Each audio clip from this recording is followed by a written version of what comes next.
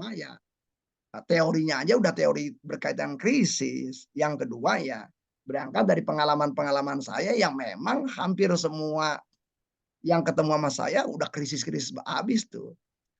Dan senangnya saya dengan Virginia saat itu enggak teori lah, nggak pakai teori.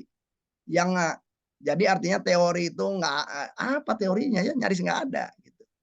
Yang paling penting itu adalah dieksplorasi, nah itu. Dieksplorasi, divalidasi, jadi teori yang dianggap benar itu teori menurut klien, hasil penemuan klien, kira-kira seperti itu. Nah, jadi kalau saya misalnya melakukan kegiatan memfasilitasi itu ya tergantung tujuannya apa, tujuannya apa nih? Oke, tinggal cari beberapa momen gitu, menggunakan pendekatan apa nih, oh kita menggunakan empty chair, oh kita menggunakan psikodrama, oh penggunaan psikodramanya yang mana, kira-kira seperti itu. Berikutnya, apakah yang diterapi juga bisa menangani krisis perceraian? Ya otomatis, pembagian besar sebelum orang itu bercerai biasanya kan adalah orang mengalami, kalau dalam bahasanya John Gottman itu orang kedatangan 4 ya, 4 kesatria kesatria kesatria neraka lah gitu. Nah, jadi apa tuh 4 kesatria itu ciri-ciri? Semuanya komunikasi itu. Dari memulai pertengkaran dengan sengit gitu ya, kemudian membangun, tembok, ya kemudian nyecer gitu ya, eee, nyecer pasangan. Nah, itu kan otomatis dari mulai tema-tema komunikasi. Jadi otomatis nah dan perceraian itu juga banyak dimulainya juga banyak tadi, orang self worth-nya terganggu. Seorang suami, bisa jadi suaminya baik, tapi istrinya kritisismenya tinggi. Sehingga self worth suaminya ambrol.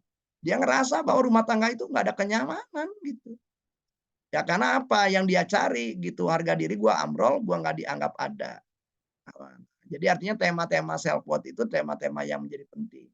Jadi bahkan kalau saya melakukan yang namanya konseling pranikah, jadi saya si orang-orang yang ikut konseling itu udah tahu, kayaknya ini pasangan gue nih bukan orang yang cocok sama gua, karena kayaknya juga dia nggak bisa membuat self worth gue naik gitu ya.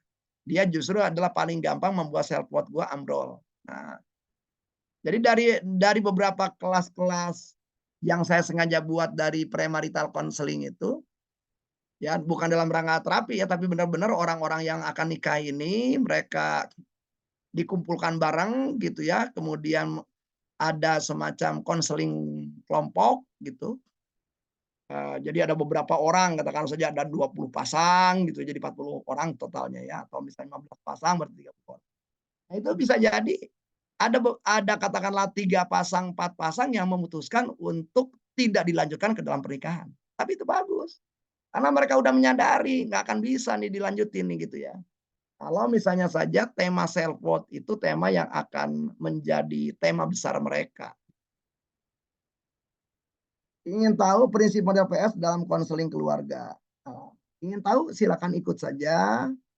Ya salah satu prinsip-prinsipnya tuh tadilah gitu ya, bahwa klien itu adalah mempunyai resources, perubahan itu perlu dilakukan walaupun barangkali perubahan kecil, tetapi mudah dilakukan itu jauh relatif lebih baik daripada perubahan besar, tetapi ngawang-ngawang misalnya ya. Kemudian, bahwa setiap insan itu adalah mempunyai cara masing-masing, mempunyai resource masing-masing untuk berubah. Nah, tugas kita sebagai seorang konselor adalah tadi juga melakukan mampu menerima keunikan klien dan mampu memanfaatkan keunikan klien untuk menuju tujuan-tujuan klien.